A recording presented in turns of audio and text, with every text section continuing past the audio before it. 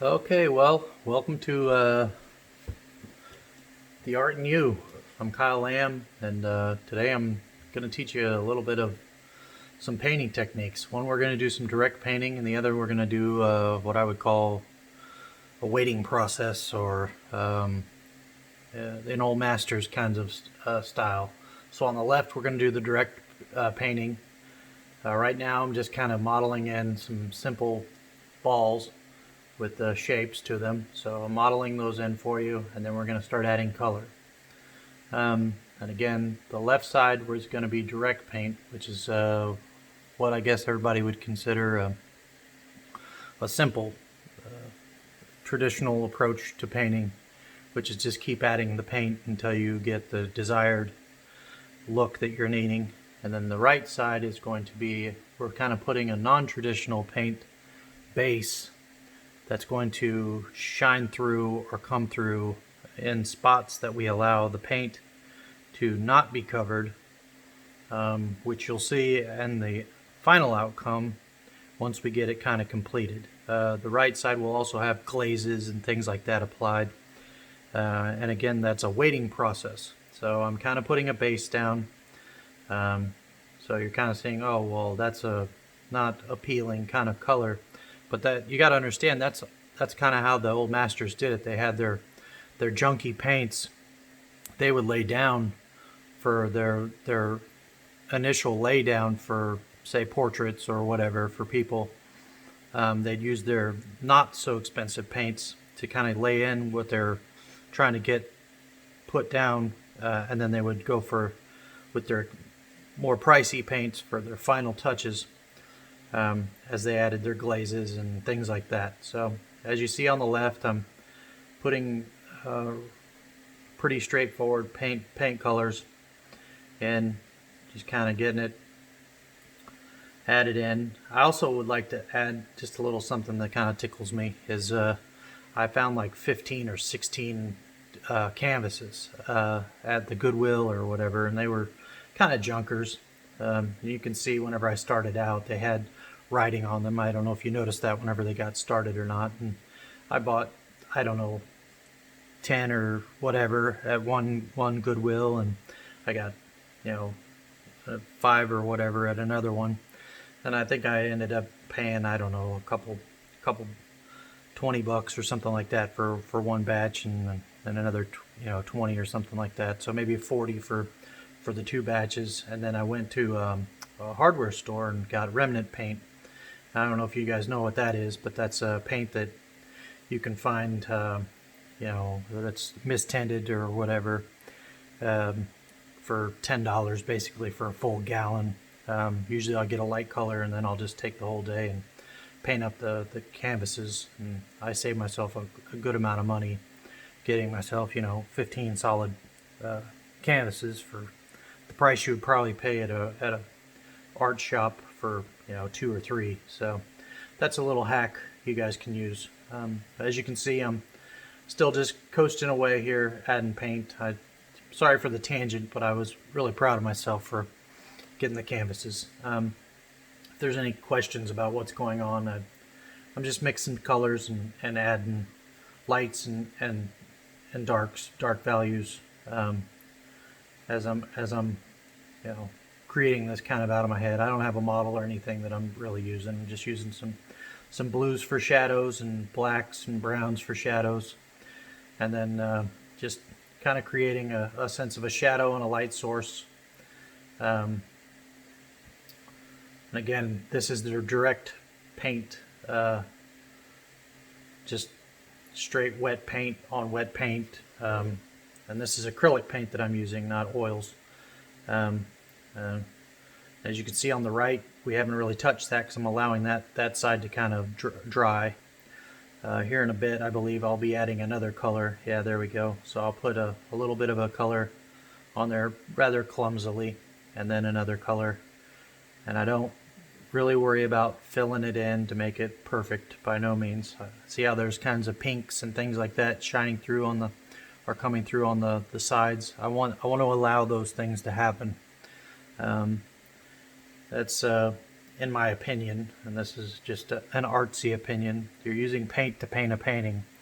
You're not here to make a photo. On the left, it's a lot more revealing of this this kind of look. You know, we're doing it almost looks like icing of a cake. You know, that we're laying in big flecks or chunks of paint, and allowing the paint to be a lot more, I would say, dirty, or people would say not blended. Personally, I prefer this look. I like to allow paint to look like paint, to be more expressive. It's a matter of preference, though, which is to say, I mean, you can see on my other works, I get a little bit more polished. But so anyway, so we got a little bit of color still being added in. I think I've added a little bit of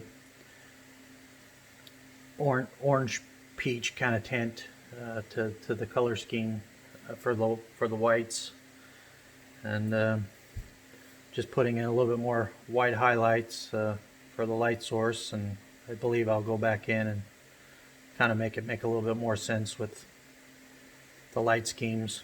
And then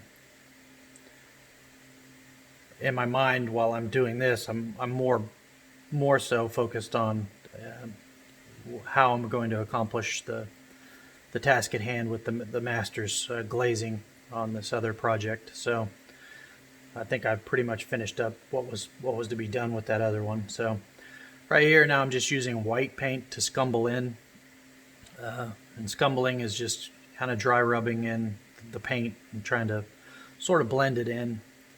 It's a little bit nicer of a look, I guess. It's a little bit more methodical of a look.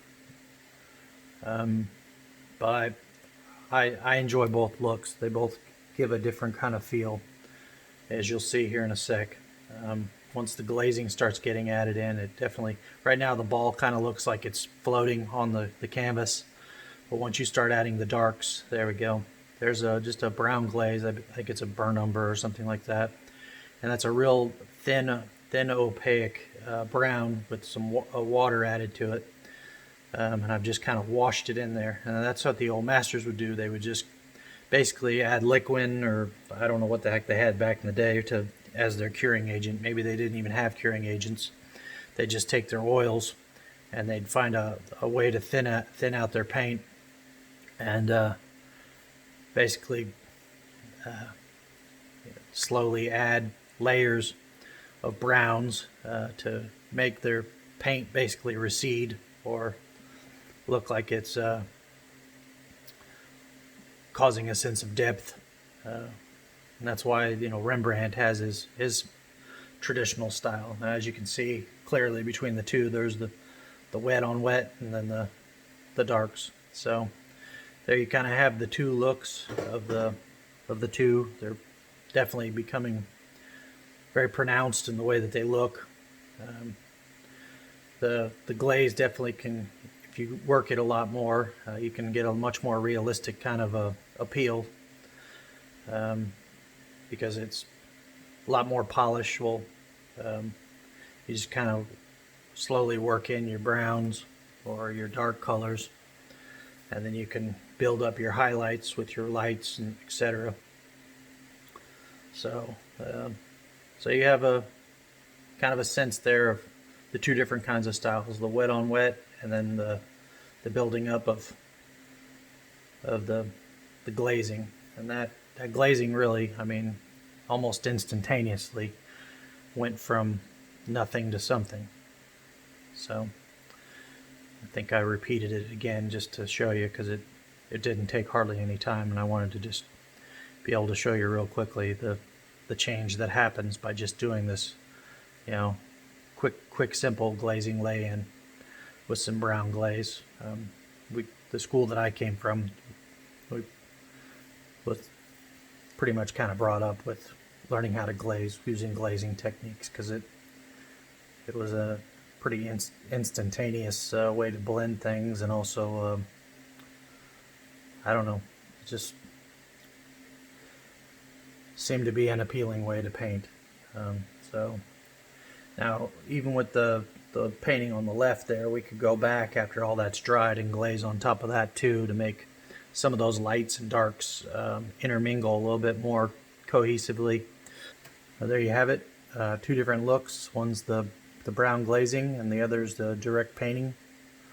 Two different kinds of styles, but both of them give you a really elegant kind of look. Both of them have their own signature styles and looks. On the right you can see the pinks that we laid down coming through in the blues, and also if you got up close you could see them in the paint. So you take care. I'm Kyle Lamb. This is The Art in You. Have a good day.